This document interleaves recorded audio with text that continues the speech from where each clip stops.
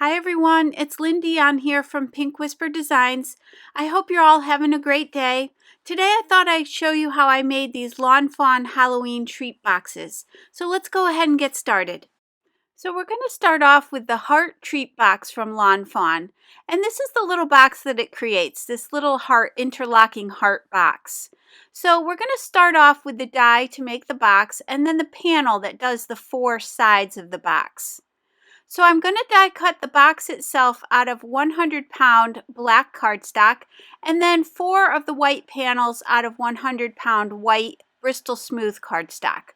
So I'm running that through my Spellbinders Platinum 6 machine, and you can see that it leaves these beautiful score marks and everything is really easy to score and fold. So I'm going to go ahead and do that, and I'm using my Lawn Fawn bone folder just to press all these little folds into place. And you do want to make sure you're lining everything up as you go around. Now all of these panels are for the top of the box.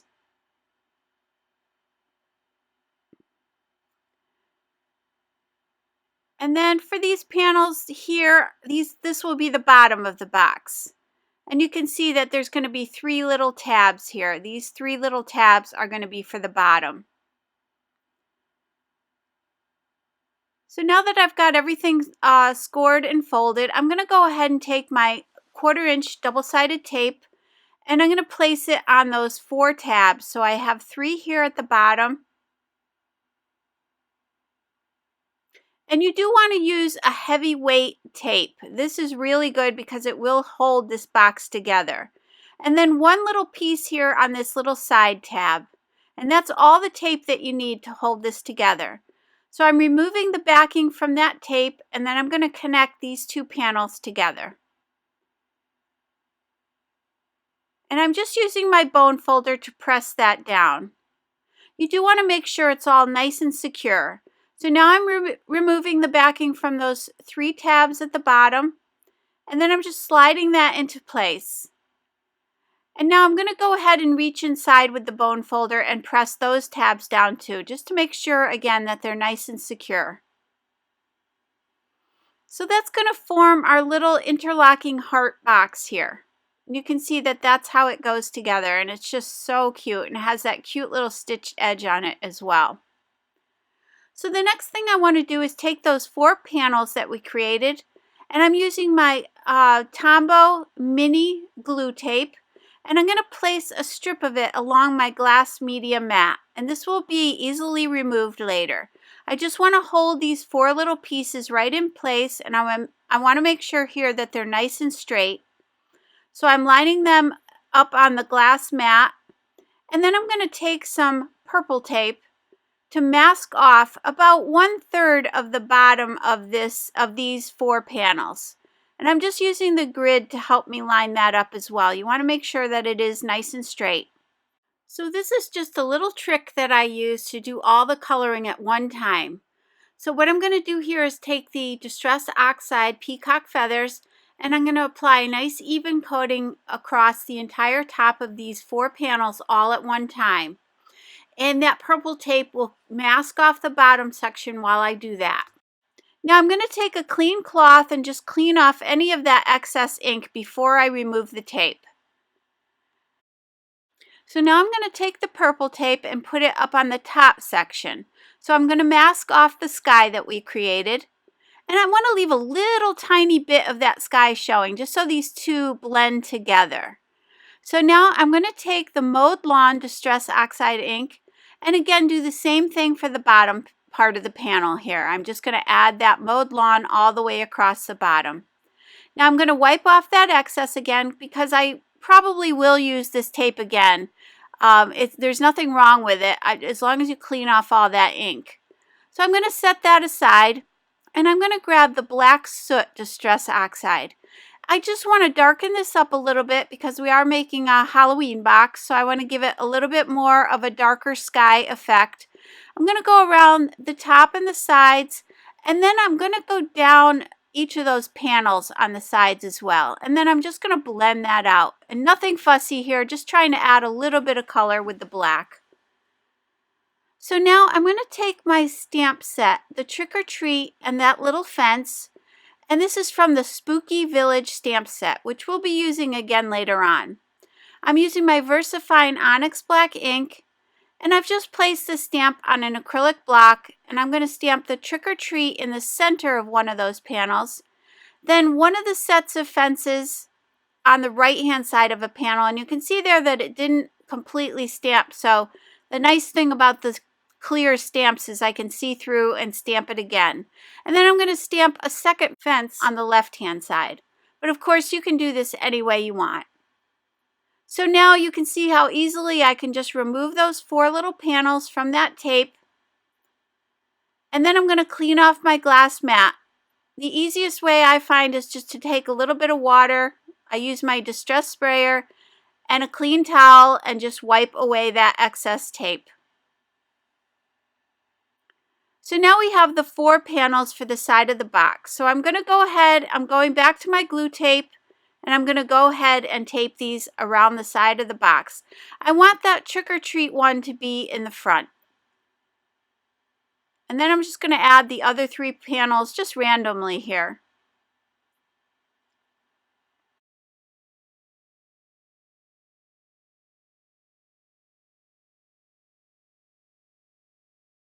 So then once I have all of those all set, you can see how cute that is for the side of the box there. So now I want to take from that Spooky Village stamp set the house, and I grab this house because it will cover that heart completely. So that's going to sit on top of that heart. I have 3 bats, the smaller tree, the row of pumpkins, the gravestones, the cloud and moon, and 3 of the little ghosts.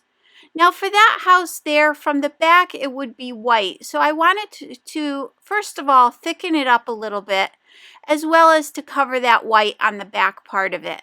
So this will serve 2 purposes here. So I'm going to grab my Sizzix Sidekick machine and run that through. Again, I'm using that black 100-pound cardstock. And I'm just going to go ahead and glue those 2 pieces together. So the color combination I'm going to be using is from the current Lawn Fawn Challenge, number 62, which is an inspiration board. And these are the colors here. And I am going to be doing this particular house on camera in the green. So I'm using the May Green, the green, and the blender. And these are the Zig Clean Color Real Brush pens. These are a watercolor pen with this beautiful detail tip on them. So as always, I'm going to start with my lightest color first. Then I'm going to add that darker green. And then I'm going to kind of pull those from the bottom towards the center and from the top down towards the center. And I'm going to do that same thing for this entire house. And off camera, I will be coloring the other 2 little houses that you will see at the end of this video. And again, I'm just trying to tie everything back to that color inspiration board. And if you do want to check out another video that I did using this inspiration board as well, you can go to my blog, and it's under the Lawn Fawn Trick or Treat card and with the Nouveau Shimmer Powders. And so you can check that out as well. So I continued to color this in. Again, just doing that blending so that I keep the center of the house the lightest. And here I'm going to be using the bright yellow and the yellow to do the windows on the house. So I'm starting with that lighter color, and then I'm adding a little bit of the darker yellow, and then I'm just going to blend those together as well. I also wanted to mention there is a link to the Lawn Fawn Challenge board on my blog. Now with the dark gray, I'm going to go ahead and do the porch, the front porch here, just the trim work on it. And again, cleaning off my blender pen before I go to the next color, and then just blending those out.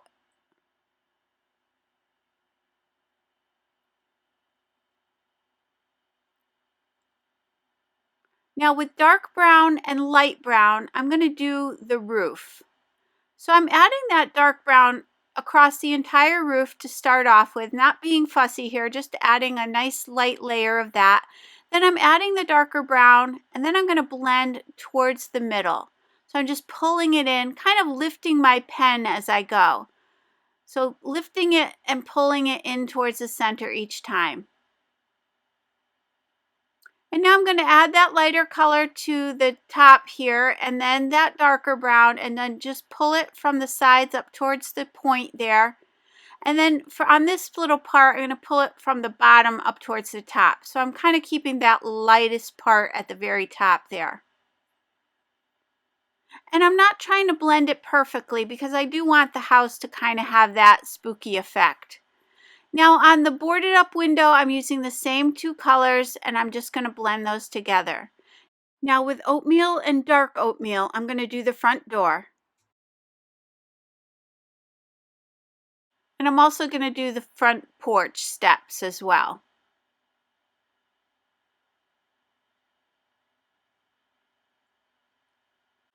So now that that house is a little bit drier, I'm going to take my dark gray and I'm going to start adding a little bit of shadow here.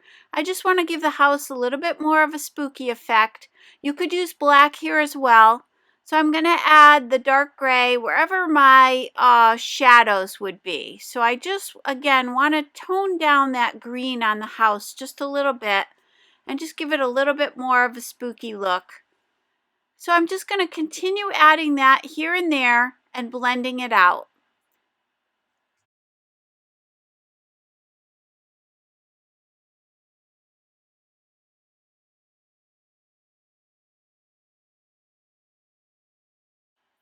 And then I did decide that the front door was just a little bit too light and the porch, so I'm adding a little bit more of that dark gray, and I'm just going to blend that in.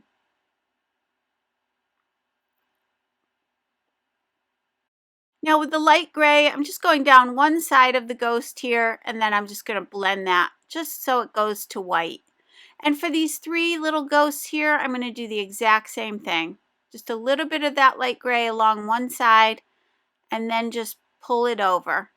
And now with the dark gray pen, I'm going to go ahead and do these three little gravestones. And I'm just putting the color right down at the very bottom of the gravestones. And then I'm going to pull that up towards the top.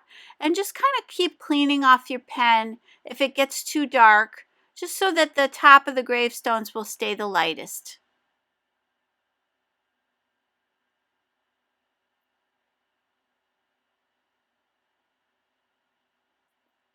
And now for the grass, I'm just going back to that light and dark green again.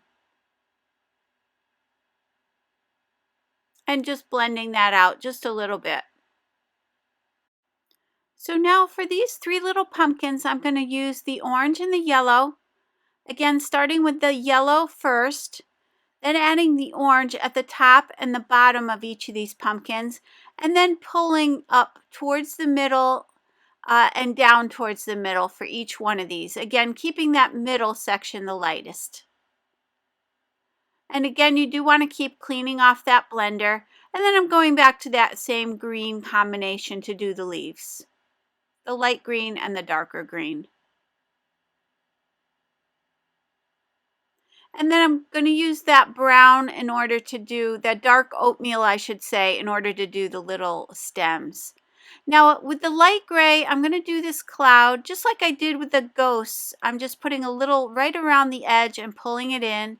And then just with a little touch of the bright yellow, I'm going to do the moon. I'm putting the color along the edge of that cloud and pulling towards the right. Now with dark brown, dark oatmeal, and the oatmeal color, I'm going to do the tree.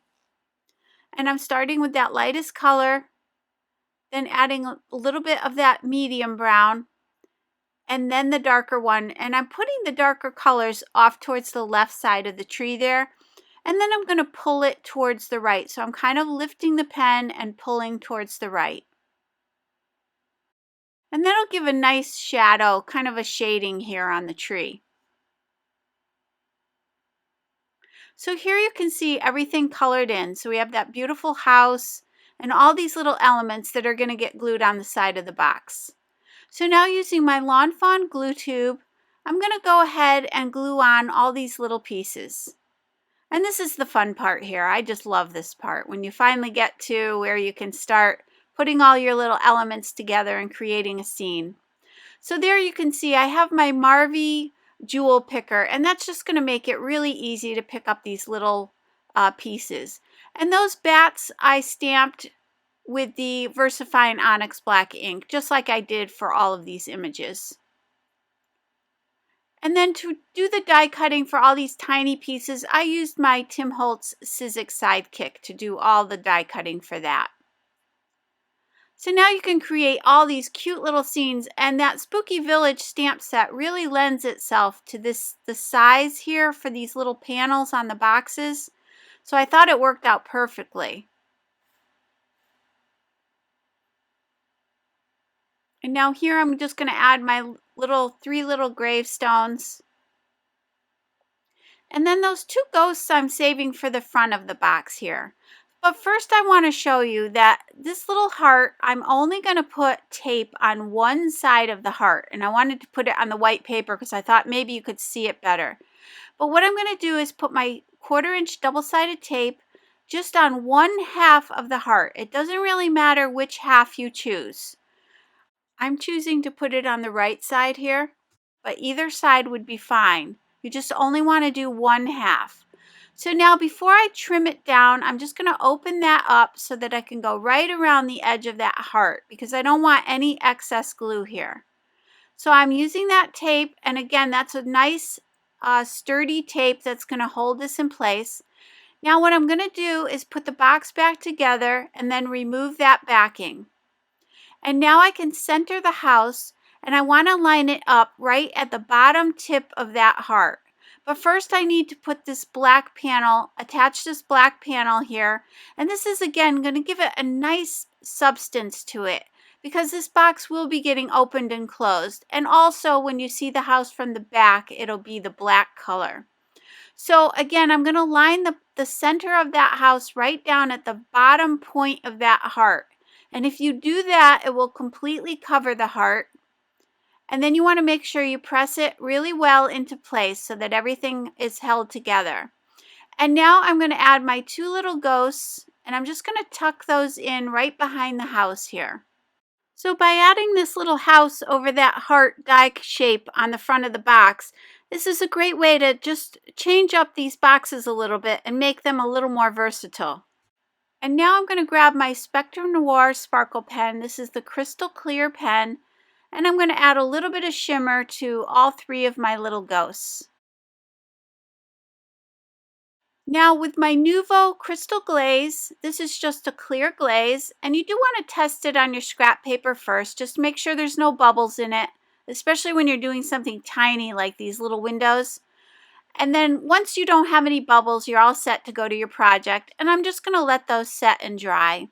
Once those are dry, you can see here how pretty that is. My sparkly little ghosts and the glossy windows. And then these are the 4 panels on the side, so you can see these up close as well. And I just think these little images are just so cute. And I couldn't believe how beautifully they lent themselves to the size of this little box. So now to open the box, you're still just going to slide that interlocking heart.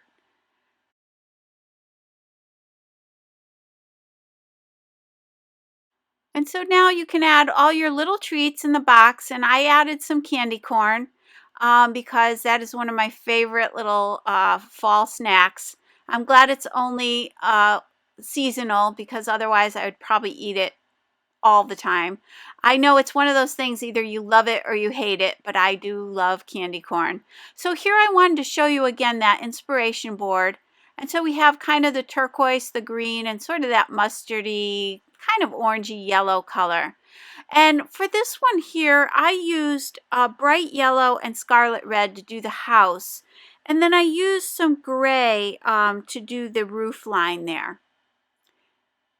And everything else is exactly the same. And then for this one, I used the Persian green and the turquoise. And the roof line is basically the same as the green one. So I hope you give this a try and have some fun playing around with these little treat boxes. If you enjoyed today's video, please hit the like button and subscribe. And don't forget to visit me at pinkwhisperdesigns.com. Thank you so much and have a great day. Bye-bye.